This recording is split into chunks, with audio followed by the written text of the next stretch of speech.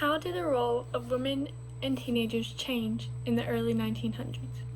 Well, before the 1900s, women were expected to be stay-at-home moms, stay in their place, and cook and clean when the house was dirty and the husband needed food.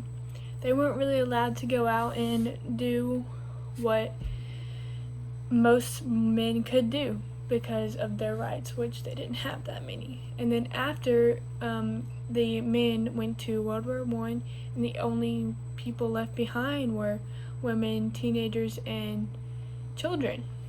So women had to work the jobs that men had been working for so long, but they didn't mind. This is what they had been working for. They wanted more rights, and they wanted to be a part of society without having to stay at home.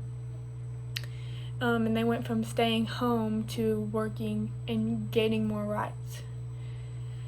And teenagers, before the 1900s, the kids worked in harsh conditions in the factories, and then child labor laws came around and they got out of all that, and now they were able to go to school and get an education instead of working in factories day after day.